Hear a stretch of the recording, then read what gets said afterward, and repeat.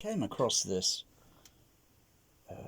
crunch crunch field on a topic discussion.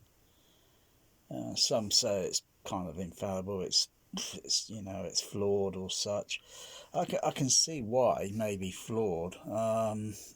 I sort of listened compared to because they got these speaker compares here. Calypse reference R51, a Kef Q 150, a Jamo S83, Polk Audio Legend L200. You got various music selections. The only thing they haven't got here is Return of the Jedi with the Rancor scene. I know, the Rancor!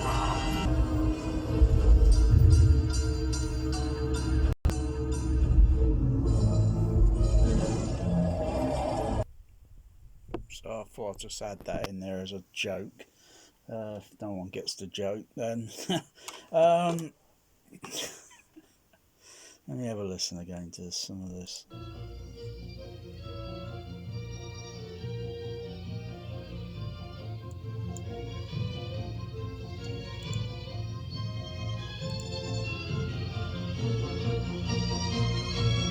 Well, that's a Calypse. Just back up that second. Go to a Kef. Yeah, I can hear a slight dip down in the top end.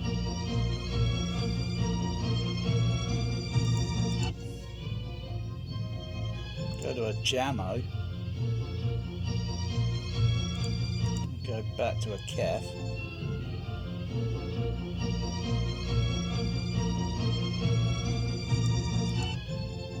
Go back to Jamo. Almost indistinguishable. Go to a Polk.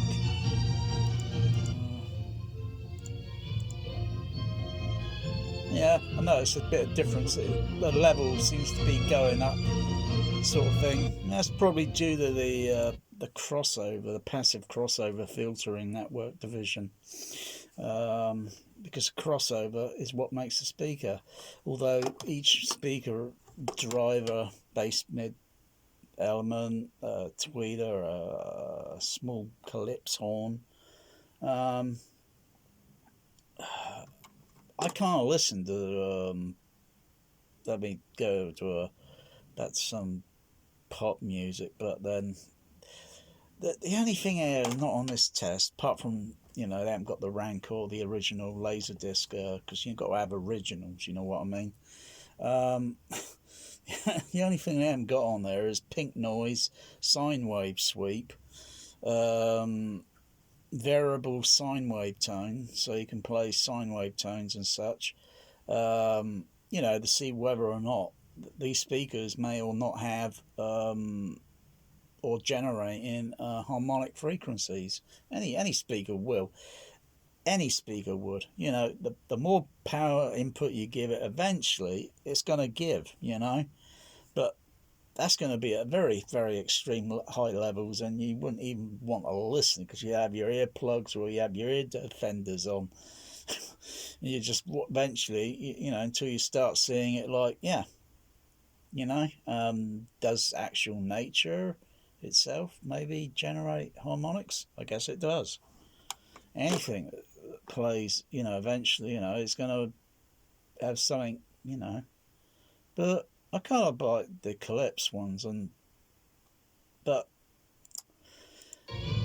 they're not, even though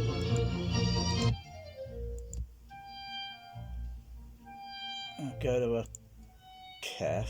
That probably doesn't really show up well on this video. But you got to go to the actual site. Go to a Jammer. I'll go to a Polk.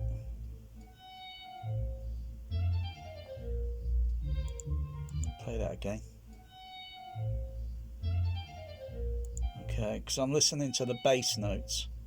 So I'm not listening to every, I'll focus on a little bit at a time, maybe focus along the mid, focus a little bit somewhere on the top end. I'm not using an RTA analyzer. I could put this through the RTA if I want to.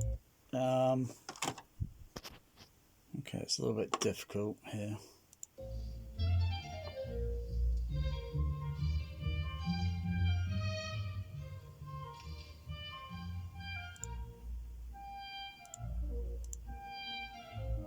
It's very difficult. Let's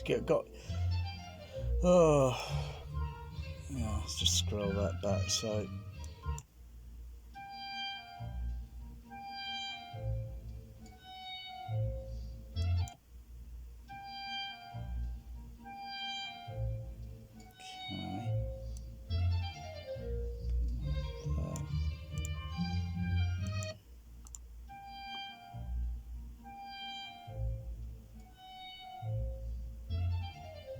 do that again.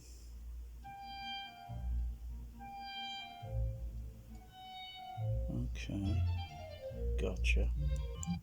That's a collect. Yeah, I can see the range is a little bit fraction, obviously, and I can hear it.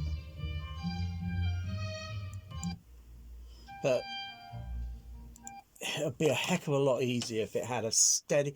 You just can't do it with, all this testing that people do, all these audiophiles, a load of bloody nonsense.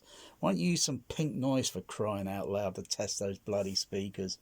Always typical. Sometimes you see audiophile Japanese people and they got that, usually playing that typical bloody music all the time. Oh god, so obnoxious. Just play some pink noise, for crying out loud. Because it'd be easy if I looked at the pink noise here and I could see the actual characteristic of the frequency. If you've seen the video on how they assembled this test, the video here is on their website. I'm not sure if it's on YouTube. Yeah, I think it is on YouTube. I came up with the idea about 15 years ago of creating a virtual store where products could be displayed electronically. But that required demonstrating speakers in a virtual way, and that had never been done before. And what we're trying to do is open up a whole. I like the tonality of the color. I mean, it's it's not a little bit overdone. The skin tone looks okay just on the camera. Those engineers have built a special facility in Christiansburg. Yeah, 25 microphones, I think. They look like well, they look like Behringers that I got, or they're probably Dayton, or they're probably but they sure as hell that look like those. I haven't got anywhere near as many as that. I've only got about 11. I think there's about 25 microphones there, and it's all going into a specific patch bay preamplifier, I guess. And I guess every microphone was tested, I'm assuming, because every microphone, you get as many of them to be within, and then you might have to, the frequency response, that is, and then you probably have to check the impedance on the microphone. Some may be pretty, fail, sort of, put that one aside, find as many as that are good with their impedance, and then next you got to then check the frequency response individually on each one with frequency sweep, and then sort of then, if you see some that look pretty kind of, not okay to use, then put that one aside until you got some that have a frequency response that's going to be tiny variable difference in dB, and then just use an equalizer then for each microphone tester to get them all more or less the same, but they're never going to be all perfect, but it's not a bad test. And seeing how they're arranged, kind of like in a square, I was thinking of doing something similar myself a couple of months ago. I've never seen this video before, never seen this speaker testing before. It's amazing how some things fly under your radar and you never noticed it. But I was thinking of doing something like that, and setting all the microphones up in front of, either in front near the speaker at about 1 meter, or where the seating positioning is, so it captures a large area as possible.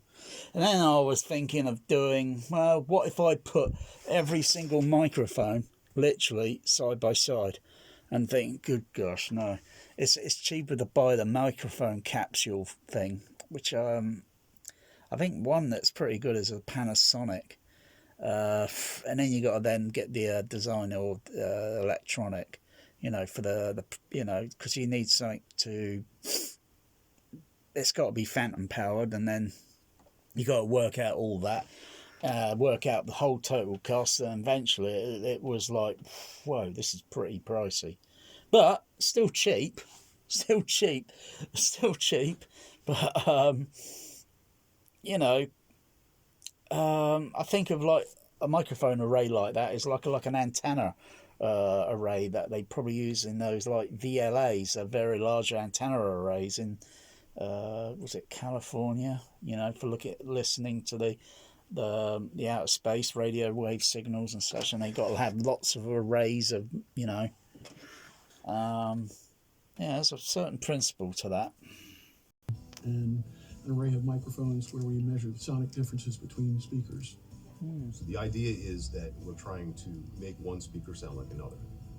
And as you can imagine, there's a lot of elements of that. First of all, we need to figure out how the first speaker performs. We need to profile it, characterize it somehow.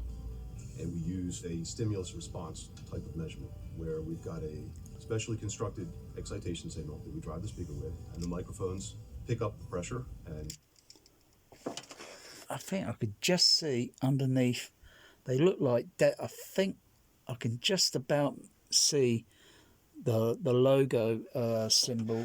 They look like Dayton, which I think is similar to the Behringer, but they look like Daytons. that feeds back into our measurement system. And then we And I can see the microphone patch bay there, collect about 200 megabytes where all of the data. microphones are going into. Above there, all the microphone cables.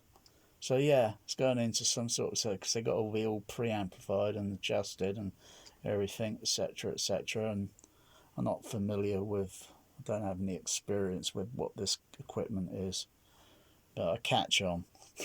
From the microphones. Obviously, that's a bloody power amplifier, the power of the blooming speaker in the room. Standard speaker metrics such as frequency response, both magnitude and phase, performance, speaker efficiency. I wonder if this is. characteristics. I wonder if this is still ongoing with every different speaker they get in, and they put it in this, because I think it's not a bad test sort of thing. But there's the physicality of the speaker. And finally, we need to compensate. I kind of like that calypse. I guess you got a horn. This speaker conceptually will sound like that. The high range, the mid and high range sounded a bit louder. I'm not sure about the top high end, unless unless it's got a pink noise generator that you can select and put pink noise through these speakers, or frequency sweep. To do this, we have to recreate the entire chain. So we make speaker measurements. To do this, That's interesting. That silicon ear.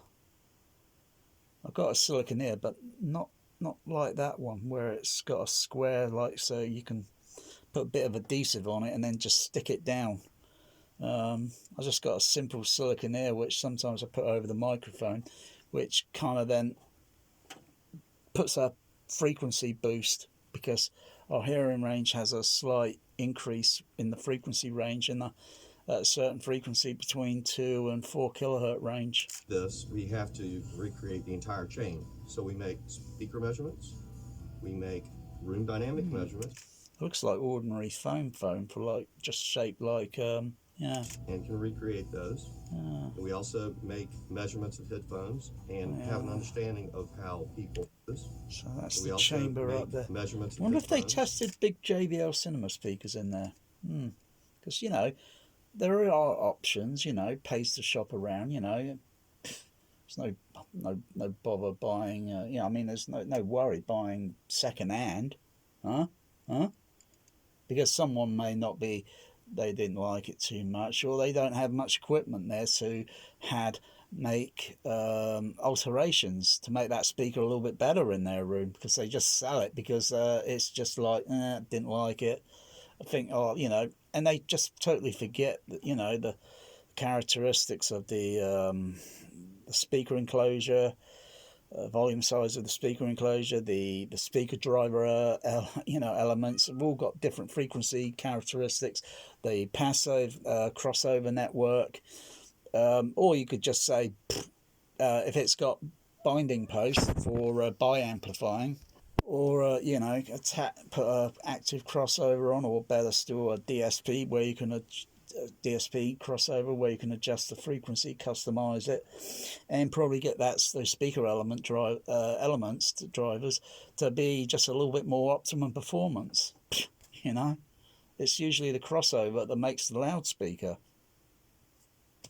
But if you got small little 6 or 8 inch driver, that those are not used for on dubbing stages or reproduction in cinemas. Those are not. It's usually 15s, or very rarely you see 18s, but customized in some cinemas for bass for screen channels. But usually they're associated for subs, and 15s are more commonly associated for the screen channels, while smaller speakers associated for the surrounds, because their location positioning around the audience, around, above, whatever, is more close proximity. And interesting, the headphones they're using. Listen through headphones, how the ear canal works, Yeah. how the pinna work. I got that manufacturer modeled them.